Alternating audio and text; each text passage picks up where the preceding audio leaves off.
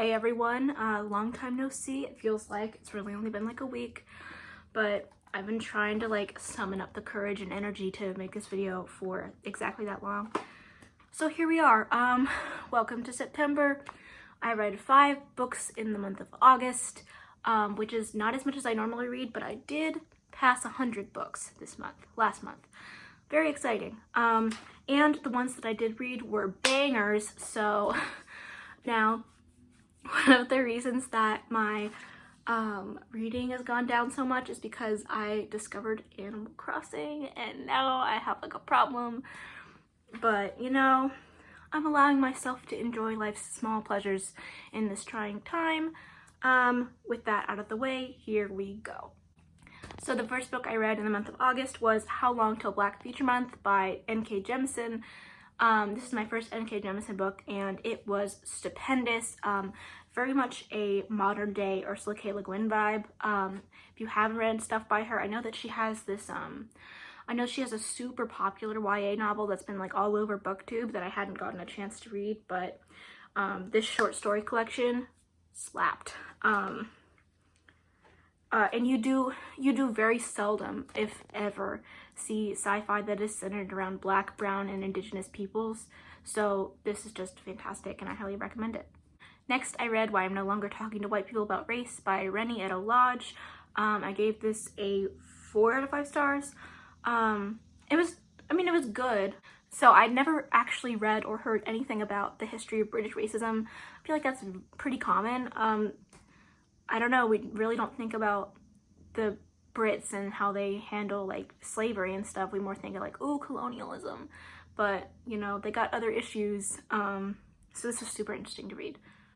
Next, I read Hellebore, The Wild Gods issue. I'm going to link this in the description. This zine is 100% one of the most beautiful things. Super well illustrated. The essays that are in it are fantastic. And I really want you to go out and buy it because there's this super sad, the editorial. As I write this, I don't know if Hellebore will survive the recession, but we'll do our best and we'll see. Thank you again for your support, for buying the magazine and telling others about it, particularly now. Keep safe, keep fighting.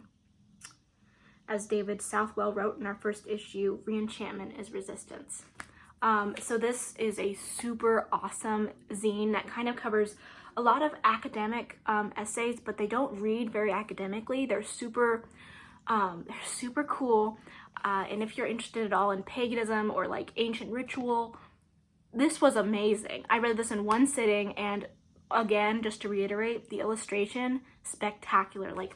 The colors of it are so bright and they pop. And it's just beautiful. It's beautiful. Next, I read Sister Outsider by Audre Lorde. I gave this a 5 out of 5 stars. This was amazing. My first Audre Lorde thing ever. My favorite part was the part in the very beginning, which were excerpts from her journal entries from 2 weeks that she spent in the USSR. I really wanted you to hear some of the quotes that I pulled because just the writing of it was spectacular. What gets me about the United States is that it pretends to be honest and therefore has so little room to move toward hope. You know, oof, that hits different. For to survive in the mouth of this dragon we call America, we have had to learn this first and most vital lesson, that we were never meant to survive, not as human beings. I mean, Audre just came for capitalism over and over again in this, and it was just, every single one was so good. And also, the way that she speaks about women and poetry, let me read you some stuff.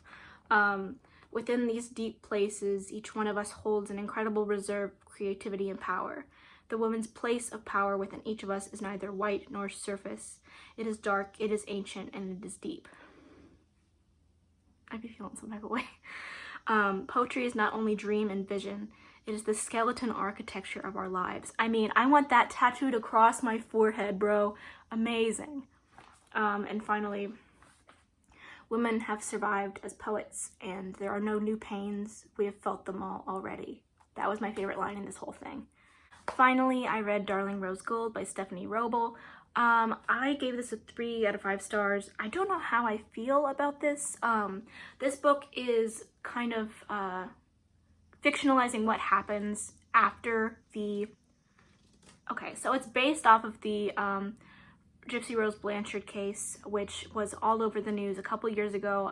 Basically, it's one of the bigger Munchausen by proxy cases, and I followed that case like super intently, so I was super excited to read this when I found it was happening, but I don't know if I like how it was handled.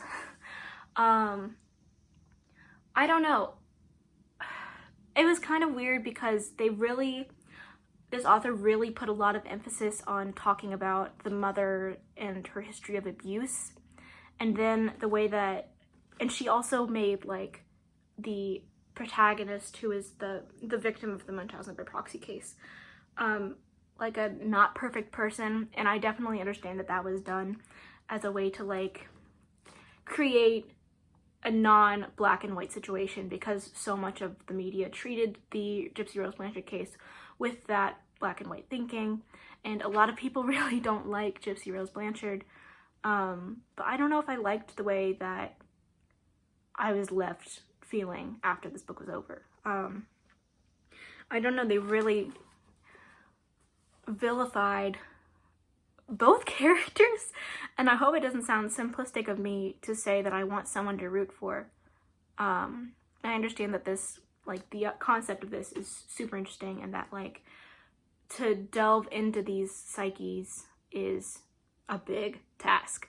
But I also really hope that she's donating what she makes to some sort of Munchausen by proxy thing, and that she's not just making a quick buck off of these people's like trauma and suffering.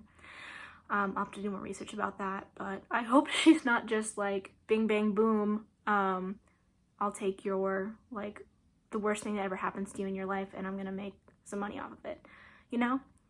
Yeah, that was everything. I hope you guys are doing well. You know, I've said it before, I'll say it again, it's a weird time. So at least I finally moved past the part in the pandemic where I was exclusively reading like plague novels, because thank God, I don't know what I was thinking. But yeah, school is super busy for me right now, so I'm feeling a little nervous about getting videos up. But you know, so far we're chilling. Yeah, tell me how you are doing in the comments. If you're starting school, what classes are you taking? If you are doing work, how are you handling it? What's your life like right now? What's your favorite book that you've been reading recently?